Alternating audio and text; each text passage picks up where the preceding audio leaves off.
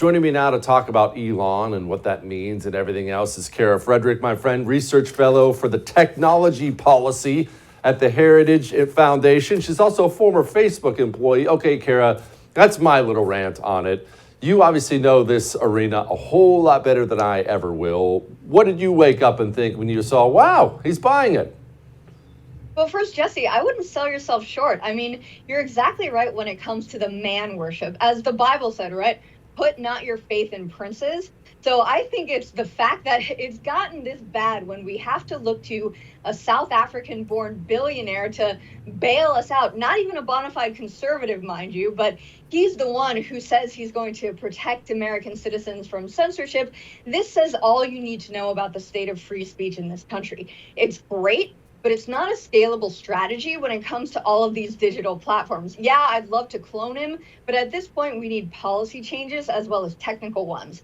But my reaction when I woke up this morning, and this pretty much blew up my day, is to say, okay, I'm confident, I'm pretty sanguine about this, but I'm not getting my hopes up too high. However, some of the changes that he could make could be quite radical if he actually puts his money where his mouth is, right? So Elon says that free speech is a societal imperative for a functioning democracy. He recently tweeted out that he wants his biggest critics to actually stay on Twitter. That is great. At this point, Twitter and its censorship policies, its content moderation policies, has nowhere to go but up. So that's a good start. Let's have a commitment to radical transparency. Show your work when it comes to content moderation practices, past, present, and future. And we're already leaps and bounds ahead of the Facebooks of the world, the YouTubes of the world, and all those other big five, big tech company digital platforms that are basically censoring conservatives and heterodox thinkers writ large.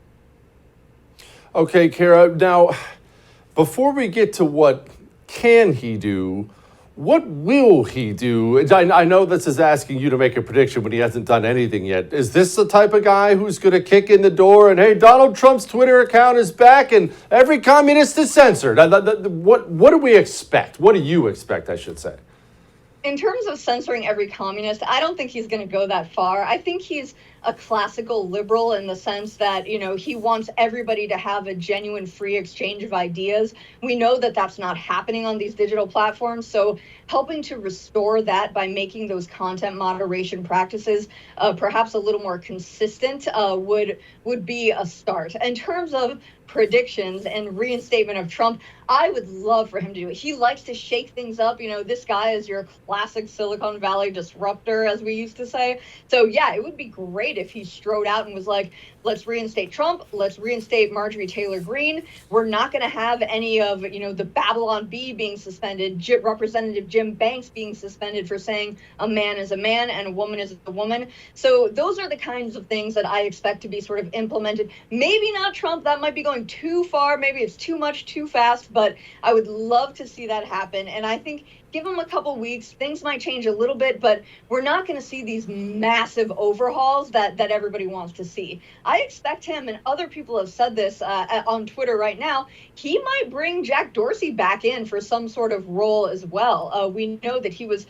unceremoniously booted before, and the new CEO, Parag Agrawal, he was the one who said, our role is not to be bound by the First Amendment. Now, Jack wasn't super efficacious when he was in his role as CEO. I think a lot of his instincts got overruled by some of those shareholders, by some of those board members and institutional shareholders like the BlackRocks and the Vanguards and certain personalities. But I think Jack Dorsey might have a recurring role when it comes to this. But I also don't think that this is going to be the, bastion of free speech of the entire world. I think it's going to be incremental progress, but I think it'll be, again, nowhere to go but up.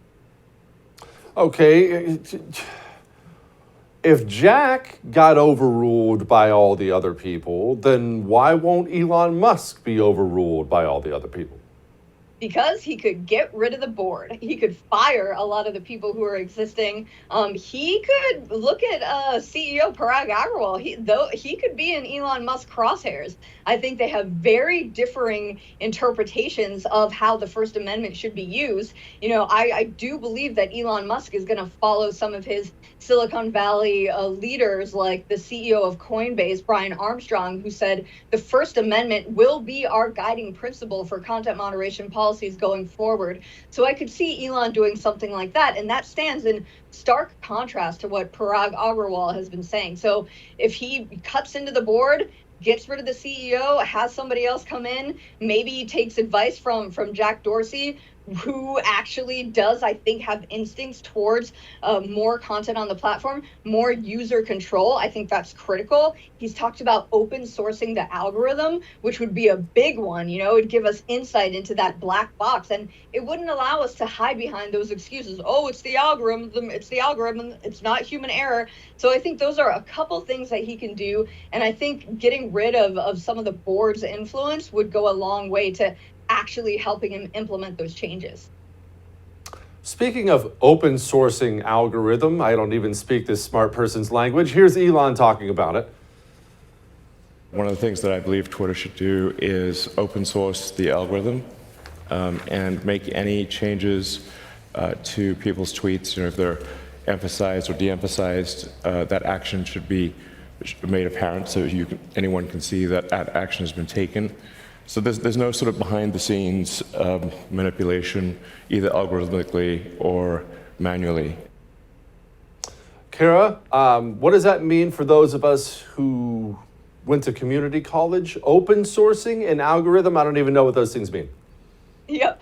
So it means laying bare to a community, in this case us, the American people, of how that code actually works. So remember when Facebook made a big change to the algorithm in 2018 and they wanted to maximize user engagement, but we had no idea that that was happening until the whistleblower leaked documents last fall. So Elon is basically saying we would know in real time when those changes are made, when your account is suppressed, when your views start to go down, you would know exactly why that's happening because you would get access to the code. So open sourcing things, this is a Silicon Valley ethos, or at least it used to be. You'd have a bunch of people around the world sort of open sourcing software and tinkering with it. So that means everyone gets a crack at this. Everyone can see exactly how this code works. They can manipulate it if they want it. Twitter's not going to go that far. They're not going to allow us to, these people who aren't even real programmers tinker with it at all. But at least we'll see what is going on.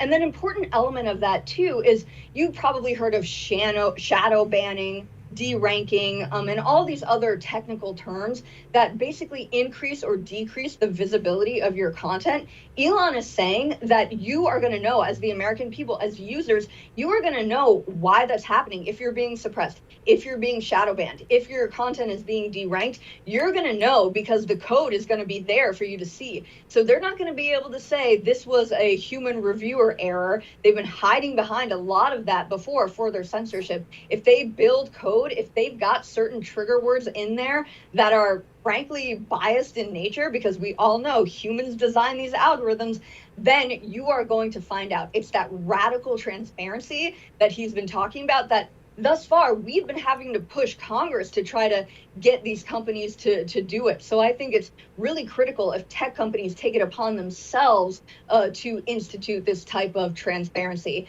Haven't seen it yet. We'll see if he gets overruled, but it's a pretty radical idea, and I'm hoping that he follows through.